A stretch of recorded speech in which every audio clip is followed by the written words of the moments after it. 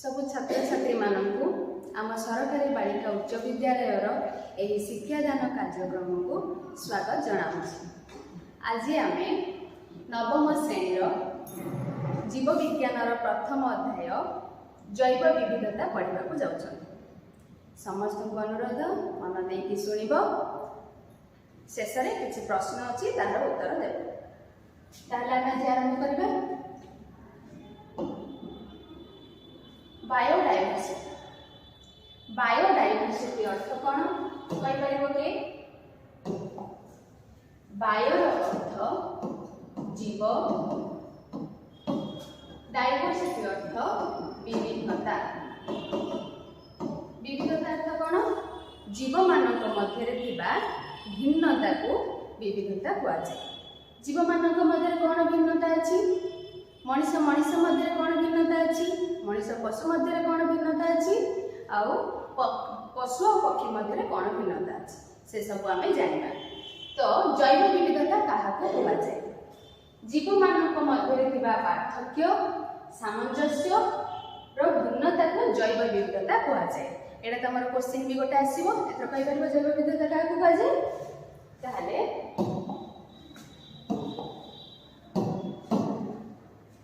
पृथ्वी पृष्ठरे असंख्य जीव मानक मध्य बैक्टेरिया आकार अति छोट।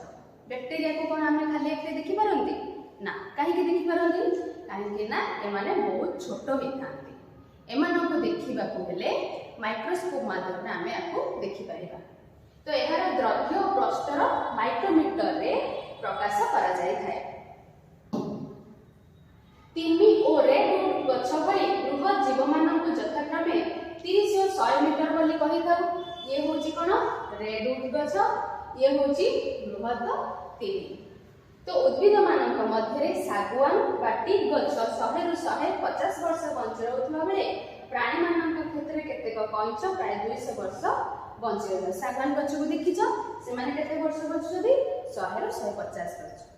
किंतु कंच 200 वर्ष। आगु जानिथिलो कंच केते वर्ष बंचुछथि? एबे जानिले ना? कंच 200 वर्ष बंच रहउछथि। पृथ्वी रे प्राय 15 लाख रु अधिक जातिर जीव अछंती, किंतु सेमानक मध्य अनेक को चिन्हित करा जाय पारि नाही। जीव मानकर श्रेणी विभाग पद्धति को वैज्ञानिक भाषा रे कोन कहै छै? टैक्सोनॉमी बा सिस्टमैटिक्स कहै छै। एठी भी तमर गोटे क्वेश्चन आसीबो, टैक्सोनॉमी काहा को कहै छै?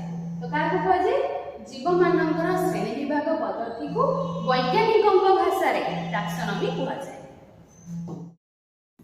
तो वैज्ञानिक नामकरण मौलिक प्रसंग जानिबा। स्वीडेन वैज्ञानिक कार्ल लिनियस को उद्भिद और प्राणी मानकर आधुनिक वैज्ञानिक नामकरण और श्रेणी विभाग पद्धतिर जनक कहुए। ये होचंती कार्ल लिनियस, आंकु श्रेणी विभाग पद्धतिर जनक कहुए। लिनियस द्वारा लिखित सिस्टम नेचर पुस्तक रे सबुठारु क्षुद्रतम विभाग को जाति कहुए। तो ये जानिबा वैज्ञानिक नामकरण मौलिक प्रसंगर जाति कौन? एक बा एकाधिक जाति को नहीं गोटे प्रजाति गठित होता है। जिमिति कि आमे जानिबा सिंह, बाघ, कलारकथिया बाघ ए सब गोटे जाति को गोटे प्रजाति कहजे। उदाहरण स्वरूप सिंहर वैज्ञानिक नाम फेलिस लियो, बाघर फेलिस टाइग्रिस, कलारकथिया बाघर फेलिस पैराडस एवं बिराडीर वैज्ञानिक नाम फेलिस डोमेस्टिका। आउ केतेटा वैज्ञानिक नाम हम जानिबा। बरगछर वैज्ञानिक नाम फाइकस बेंगालिसिस, अश्वत्थ गछर फाइकस रिलिजियोसा एवं मनीषर होमो सापियन्स। ताहले एही दुई पद विशिष्ट नामकरण प्रथम पदटी होची प्रजाति को बुझाए। जो दुई पद नामकरण हम कोडे जानिले? एटा दुई पद नामकरण फाइकस गोटे, बेंगालिसिस गोटे, फाइकस रिलिजियोसा दुई पद नामकरण होला। ताहले प्रथम पदटी प्रजाति को, ये प्रथम पदटी प्रजाति को बुझाइला, द्वितीय पदटी जाति को बुझाइला। बुझिपारिला? तो प्रजातिर प्रथम अक्षर को बड़ लिपि रे लिखा जाए, जातिर प्रथम अक्षर को सान लिपि रे लिखा जाए।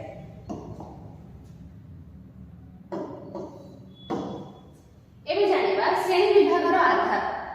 ख्रीष्टपूर्व 14 शताब्दी रे ग्रीक दार्शनिक अरिस्टोटल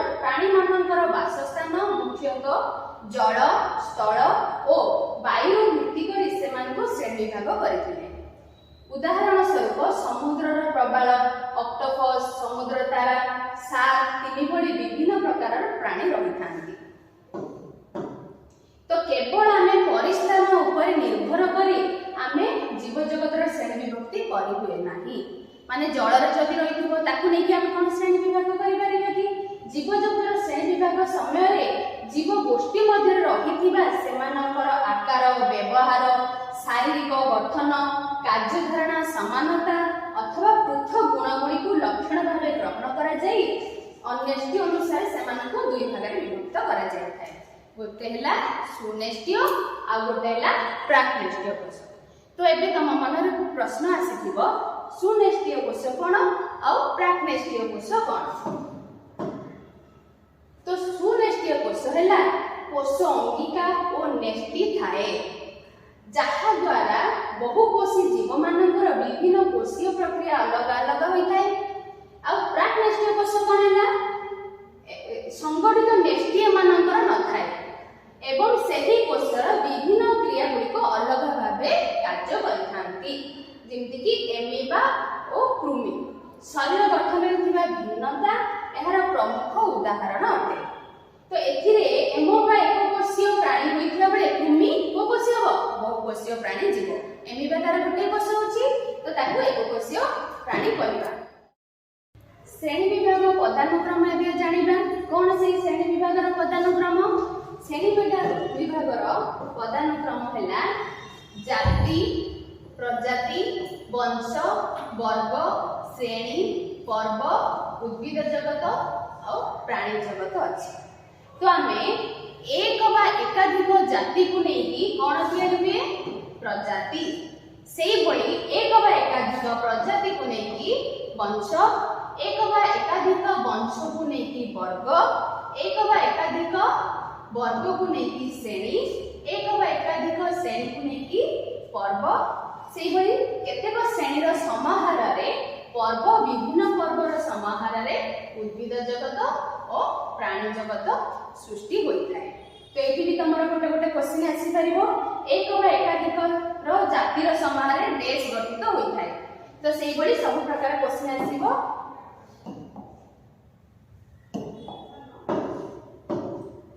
एई श्रेणी विभागर पदानुक्रम को भित्ति करिकि रॉबर्ट विटाकर 1959 मसीहारे मोनेरा, फंजाई, यथाक्रमे बैक्टेरिया, कवक मानकु स्थान दे पंचजगत विशिष्ट श्रेणी विभाग मत देथिले।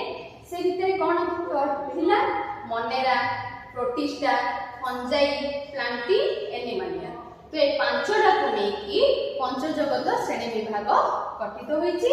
आमे गोटे गोटे तार पढिबा।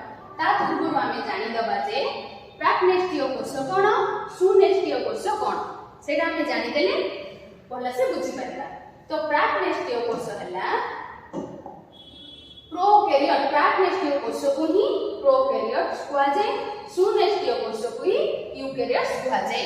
एडी प्राक्नेष्टीय कोशर चित्र दर्शा जायछि, एडी सुनेष्टीय कोशर चित्र दर्शा जायछि। यूकैरियोट और प्रोकैरियोट दर्शा जायछि।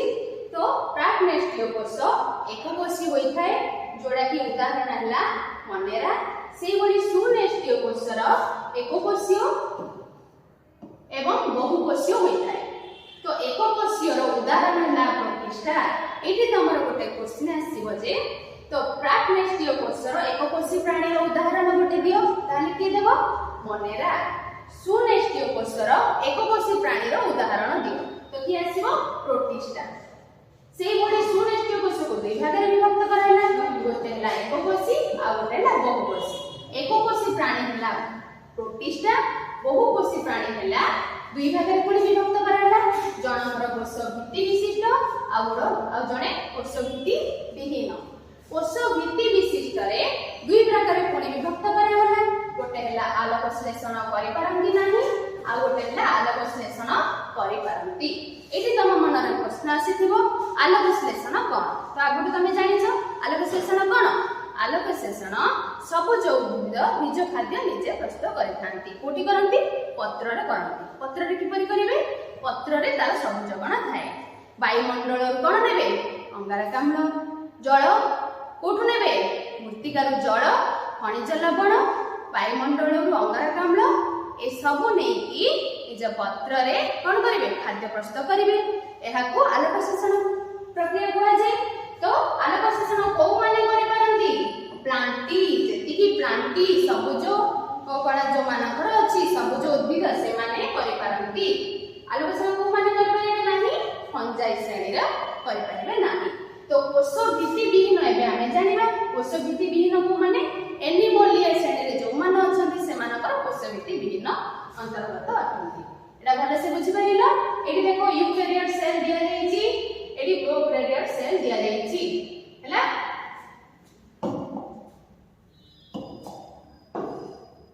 एबे हमें जानिबा पंचजगत रे म कहितली पंचजगत को पांचटा करा जायछि गोटे हैला मोनेरा प्रोटिस्टा फंजाई प्लांटी एनिमोलिया। एबे हमें मोनेरा ऊपर पढिबा। मोनेरा कोन मोनेरा को प्राणी को हमें देखिले हमें जानि परियो जे गोटे मोनेरा श्रेणी रो अंतर्गत। तो मोनेरा हैला एमाने समस्त एकोकोषीय प्रोकैरियोट एमानक मध्यरे केतेकंक थाए कोष भित्ति रहि थाए। खाद्य ग्रहण दृष्टि एमानक स्वभोजी किंबा परभोजी अटंती। एटी तम मनरे आउथरे गोटे प्रश्न आसीथिबो। तो स्वभोजी कोन परभोजी कोन? स्वभोजी हैला कोन स्वभोजी कहिलो देखि। स्वभोजी हैला जो प्राणी माने निज खाद्य निजे प्रस्तुत करंती सेमानकु स्वभोजी कहै जाय।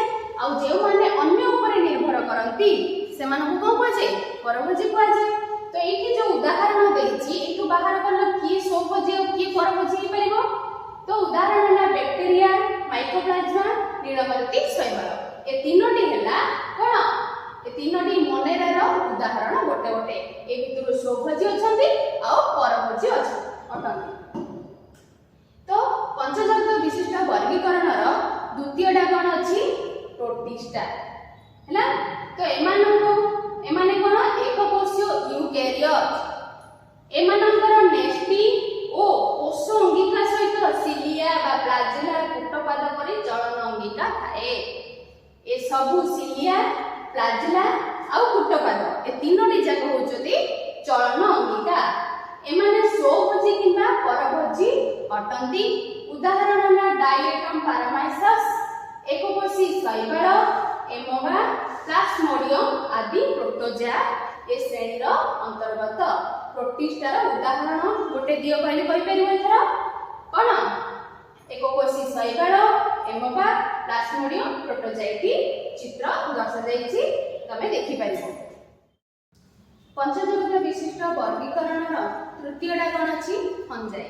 तो फंजाई कोन फंजाई को कवक कुहा जाय ओ एमाने परभोजी अटंती। 50 जैविक पदार्थ उपरे एमाने निर्भर करी बंचुथिबारु एमानकु मृतभोजोग्य मध्य कुहा जाय। तो एककोषीय ईस्ट रु आरंभ करी बहुकोषीय छतु पर्यंत समस्त फंजाई अंतर्भुक्त। एमानक मध्यरु केतेक फंजाई किछि आल्जी सह एकाठी वास करुथिबारु एमानक जीवन यापन प्रणाली को सहजीविता कुहा जाय। तो सहजीविता कोन सहजीविता हैला एकाठी सहवास करिबा सेई प्रणाली को सहजीविता कहिबा। तो सहजीविता एठी देखो आल्जी आ फंजाई एकाठी सहवास कले। आल्जी कोन कला आल्जी खाद्य प्रस्तुत करिला। फंजाई कोन कला जल संग्रह कला। एई भली भाबे एमाने एकाठी सहवास करिबारो एमानक कोन कहै छै सहजीविता। तो एमानक साधारणतः कोठी कोठी देखा जांती गछर गंडी पत्थर ऊपर देखा जांती एमानक लाइकेन कहै छै। तमे देखिथिबो छतु जाक कोठ होची 50 जैविक पदार्थ रे छतु जाक हेइ थाउची आ केतोटा गछर गंडी जाक रे से जाक भी हेइ थाउची आ पत्थर ऊपर।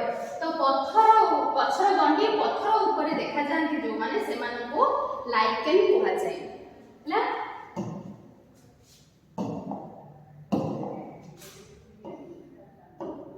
पंचजगत विशिष्ट वर्गीकरण रे चतुर्थ अछि प्लांटी। तो प्लांटी कोन एमाने बहुकोषीय ओ कोष भित्ति विशिष्ट उद्भिद एवं साधारणतः स्वभोजी अटंती। प्लांटी अर्थ जानि जाउथबो प्लांट। तो यही उद्भिद माने पत्र तथा अन्य अंशरे थिबा क्लोरोफिल बा सबुज कणा द्वारा आलोक संश्लेषण प्रक्रिया रे निज खाद्य निजे प्रस्तुत करंती। मु जेते बेले आलोक संश्लेषण कोन कहिथिनि सेते बुझी देछि। तो कोठी सबुज कणा रे आलोक संश्लेषण प्रक्रिया रे निज खाद्य निजे प्रस्तुत करंती ताले माने सुभजी हेले ना। तो उदाहरण हला सबुज उद्भिद यथा पद्म, एजेला, घास, आंब गछ, बर गछ इत्यादि इत्यादि होचंती प्लांटी श्रेणीर अंतर्गत। एठी देखो सबुर चित्र दर्शा जाईछि, तुमे माने देखि पारुथिबो। पंचतत्व विशिष्ट वर्गीकरणर पंचमटा आसिला शेष। तो एनिमलिया कोन? तो एनिमलिया माने ले एमाने कोषभित्ति विहीन बहुकोषीय प्राणी। उदाहरण हला जिया, प्रबाल, माछी, मशा, समुद्र माछ, बेंग, साप, मांकड़, मनुष्य, पक्षी, गेंडा इत्यादि सबु कोठी एनिमलिया रो उदाहरण अटे। एटी सब चित्र दर्शा जाईछि, ए सबु होचंती एनिमलिया श्रेणी रो अंतर्गत। तमे सबु जगह बुझी देइथिबो, पांचटा जगह पंचजगत श्रेणी रो बुझी देइथिबो। प्रथम रो सबु बुझिछ मन अछि। एबे क्वेश्चन आंसर डिस्कशन करिबा। तो प्रथम क्वेश्चन कोन थिला? जैव विविधता काहाको कुआ जाए? काहाको कुआ जाए जैव विविधता? प्रथम रो हम पढिथिले जैव विविधता हला जीव मानक मध्यरे थिबा सामंजस्य, पार्थक्य आ सेमानक मध्यरे भिन्नता को कोन कुआ जाए? जैव विविधता। ए भली प्रत्येक क्वेश्चन 10टा क्वेश्चन अछि, सब जगह आंसर मते दबो। टैक्सोनॉमी काहाको कुआ जाए? सिंहर वैज्ञानिक नाम कोन? बाघर वैज्ञानिक नाम कोन? बरगछर वैज्ञानिक नाम कोन? एक वा एकाधिक जातिर समाहार रे देश गठित होइथाय। एक वा एकाधिक पर्वर समाहार रे देश गठित होइथाय। और तुम माने क्वेश्चन भी बनै परिबो एक वा एकाधिक वंशर समाहार रे देश गठित होइथाय। मनेरा कोन उदाहरण सब बुझाओ। प्रथम रे हम पढिले फंजाई कोन उदाहरण सब बुझाओ। प्लांटिर दुईटी उदाहरण दियो, कबकर दुईटी उदाहरण दियो। ए भली तमे बहुत सारा क्वेश्चन निजे बाहर करि परिबो आ निज खाता रे लिखिबो। धन्यवाद। Thank you. आशा करिथिबी समस्त को पसंद आसीथिबो ए वीडियो।